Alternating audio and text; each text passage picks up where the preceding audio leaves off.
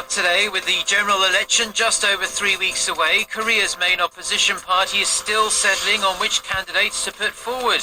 All 4 members of the ruling party's Supreme Council will run. The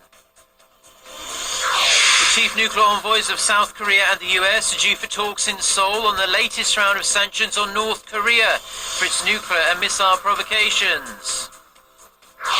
First, US President Barack Obama has arrived in Cuba for a historic trip.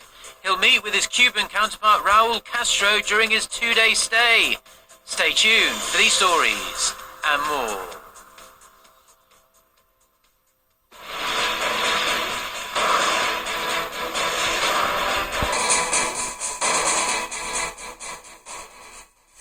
Hello to our viewers around the world at 6 a.m. on Monday, March 21st here in Seoul. Thank you for joining us. I'm Mark Broom. Preparations for the April 13th general election is our starting point this morning, and Korea's political parties have around 48 hours now to finish their candidate nominations. The ruling Saenuri Party announced on Sunday that all 4 elected members of its Supreme Council, including Chairman Kim Woo-sung, won the nomination in the upcoming elections. 5-term lawmaker Kim, along with representatives So Chung-won, have around 48 hours now to finish their candidate nominations. The ruling Saenuri Party announced on Sunday that all 4 elected members of its Supreme Council, including Chairman Kim Woo-sung, won the nomination in the upcoming elections. 5-term lawmaker Kim, along with representatives So Chung-won, Lee In-jae and Kim Il-dong will be running after defeating their rivals in the primaries. Now, the main opposition Minju Party of Korea failed to reach an agreement on selecting its candidates for proportional representation on Sunday. It's set to continue its discussions with its Central Committee on Monday. The nomination process should wrap up by Thursday, the start of a 2-day candidate registration period. North Korea has conducted military landing drills in what's being seen as a show of force against the ongoing Seoul-Washington combined exercise. Pyongyang is also beefing up its nuclear capabilities ahead of its Workers' Party Congress that will be held in May. Kwon Soo-ah with the details. Under the direction of leader Kim Jong-un, the North Korean military has conducted landing and anti-landing exercises, most likely in a show of defiance against the ongoing military drills by South Korea. South Korea and the United States will hold their first round of high-level talks on the sanctions on North Korea in Seoul on this Monday. According to an official at Seoul's foreign ministry, South Korea's top nuclear envoy Kim Hong-gyun will meet Washington's Special Representative for North Korea Policy Sung Kim at the ministry. This comes just 2 weeks after their first meeting in the US capital. Seoul's chief envoy just returned from Beijing, where he held talks on the same issue with his Chinese counterpart. Monday's talks will also be attended by officials from the US Treasury and the US Department of Commerce, indicating the meetings will focus on the effective implementation of the sanctions on North Korea imposed by the UN Security Council and unilaterally by the US and South Korea. Now, there was a time when it seemed Korean shipbuilders would forever stay on top in any category related to the business and sector. However, the stark reality is that the industry has been experiencing a severe downturn, and the country's 3 biggest shipbuilders are struggling. Hyundai, Daewoo and Samsung Heavy Industries used to hold a combined 70% of the global market, but now Chinese rivals have taken 40% out of that pie, with Yangjiang Shipbuilding, the only Chinese shipbuilder that's not state-owned, spearheading the charge. Now, Japanese shipbuilders were struggling to maintain a 10% share 10 years ago, but they too are recovering at a quick rate. Japan's Imabari Shipbuilding has even managed to dethrone Samsung, which struggled last month with an order backlog of 5.08 million tons. Now, here's a reminder of just how serious the youth unemployment situation in Korea is right now. The vast majority of people without a job last month were recent college students. A new report by Statistics Korea shows out of 114,000 people who stayed jobless for more than 4 weeks in February, 80,000, or 70%, were aged between 25 and 29. The jobless rate among those in their late 20s was almost 12% last month, adding 2.8 percentage points from a year earlier. The unemployment rate for people ages 15 to 29 hit a record high of 12.5% in February. Now, US President Barack Obama has just arrived in Cuba. It's the first visit to the island nation by a sitting US president in nearly 90 years. During his two-day stay, Obama is expected to meet with his counterpart Raul Castro, but also Cuban citizens from all walks of life. Shin Se-min reports. It's the first visit by a sitting U.S. president in 88 years, signaling a shift in the country's diplomatic approach from isolation to engagement. President Obama will be meeting with his Cuban counterpart, Raul Castro, and they're expected to discuss the next steps for the two countries in dealing with a set of complex issues, including Cuba's political and economic reforms. The White House said President Obama will also raise the issues of political prisoners and human rights. While in Cuba, the U.S. president will be speaking before the Cuban people. He will also meet with dissidents and attend an exhibition baseball game pitting the Tampa Bay Rays against the Cuban national team. But the itinerary does not include a meeting with the 89-year-old communist revolutionary Fidel Castro.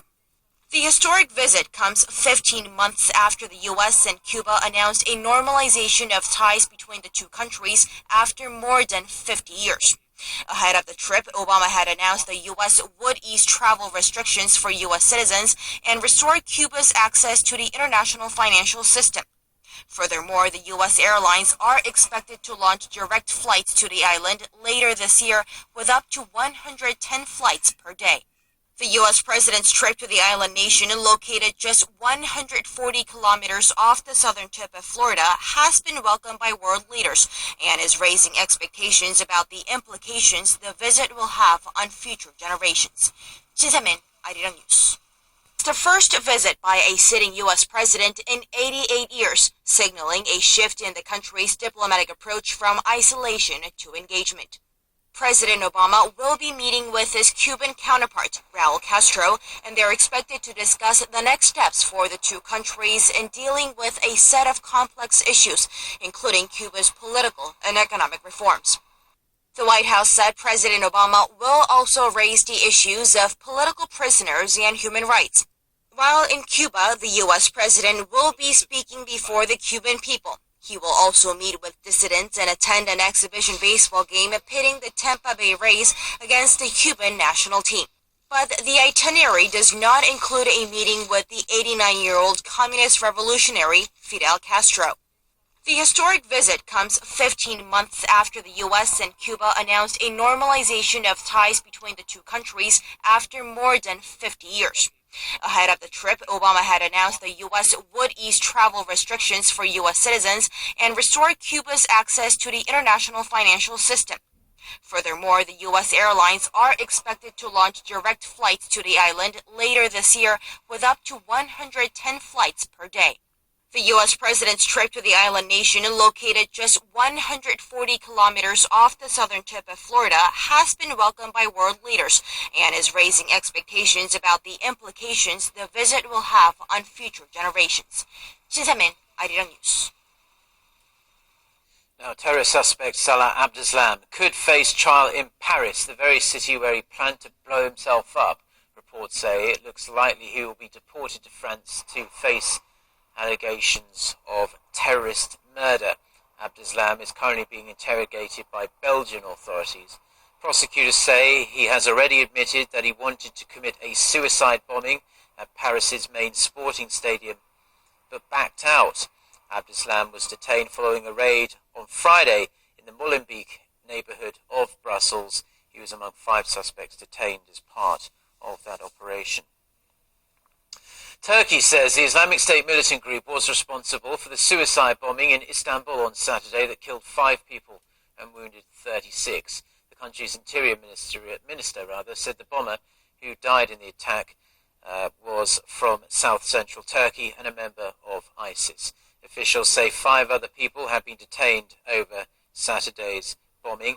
Israel has confirmed that 3 of its citizens died in the blast. 2 of them held dual citizenship with the United States. An Iranian national was also among the dead. In the wake of the attack, the Istanbul football derby match between Galatasaray and Fenerbahce has been postponed. Local authorities and the Turkish Football Federation say the match, due to be played on Sunday evening local time, would be moved to another date. The Google DeepMind Challenge, where man battle machine in a game of Baduk or Go, highlighted the latest developments in artificial intelligence, AI, and sparked interest in its potential applications. For a look at how the field of medicine could benefit from such smart machines, our Pakse reports. The medical field is undergoing revolutionary changes with the help of the latest technological advances. For example, major hospitals are switching to electronic health record-keeping systems. MD Anderson realized early on that to really get the full patient experience, it had to be electronic. We had to move from a paper-based system to an electronic system. Growing demand for products like these has fueled innovation at tech companies like IBM and Google. The two tech giants are exploring the limits of artificial intelligence and bringing their inventions into the medical field. IBM has a long history with AI. Its chess-playing computer Deep Blue defeated a world champion in 1997, and its supercomputer Watson became the winner of a quiz show in 2011. Its Watson Health system synthesizes data from medical records, scans, and other sources to help doctors identify ailments so they can treat patients more efficiently. Google, with its huge database of information, is quickly following suit. Its Baduk playing computer program AlphaGo recently threw the spotlight back on the prospects for artificial intelligence. Building on this research, Google launched DeepMind Health last month to create apps for medical professionals. 박세영, 아리랑 뉴스. It's World Poetry Day today, set by UNESCO as a way to recognize poets working around the world. The secondary goal is to support linguistic diversity, and here in Korea, the poet everyone is talking about these days is Yoon Dong-ju, known for his moving compositions during Korea's years under Japanese colonial rule. Oh Seong reports. Plum blossoms are in full bloom in Korea, heralding the arrival of spring. As they bud in winter, withstanding the freezing conditions, the flowers have come to represent virtuous scholars throughout history who endured great hardship during their lives. One such celebrated figure is Yoon Dong-ju, a poet known for his lyrical compositions and resistance against Japan's brutal occupation. To commemorate Yoon's legacy, a public concert was held over the weekend in a village flush with plum blossoms. His best-loved works were recited by singer Yoon Young-ju, who is also the poet's second cousin. The singer also paid tribute to his cousin with a song inspired by the poem Prologue. His integrity in life was admirable, even to his family members, and his love for our country and people shines in his poems, expressed through internal resistance, not conflict. Yoon grew up during the height of the colonial era, when Koreans were oppressed by Japan's military authorities. From the age of 17, Yoon expressed his torment over this suppression and his hope for a liberated Korea, under the theme of The Sky, the Wind and the Stars, the title of his anthology. But his poems couldn't be published as Japanese authorities banned Koreans from using their own language. But Yoon refused to be silenced. He entrusted this manuscript to his younger friend Chon Byung-woo, who preserved the text underneath these floorboards in a house in Gwangyang City, Jeollanam-do province. Yoon would never see his poems published nor his country freed. He died at the age of 28 in a Japanese prison where he was sentenced for his role in the Korean independence movement. His anthology was published in 1948, 3 years after his death and Korea's liberation. Since then, his works have become a timeless source of inspiration for modern Koreans, especially in recent weeks among young people. There are so many beautiful poems that I love. You can see how he kept our literature alive in a suppressed society. It's impressive how he wasn't swayed by his surroundings, but confidently voiced his emotions. It's moving and sad. It makes me proud as a Korean and grateful to live in this generation. A movie on his life titled Dong-ju hit local cinemas last month, sweeping box offices with ticket sales of more than 1 million. Also, sales of his anthology spiked in February, making the bestseller list in most large bookstores. 71 years after his death, Yoon Dong-ju's delicate yet earnest words continue to speak to Koreans today. 오수영, 아리랑 뉴스. did so over the weekend. The Gwangyang Meihua Festival in Jeollanam-do Province offers glimpses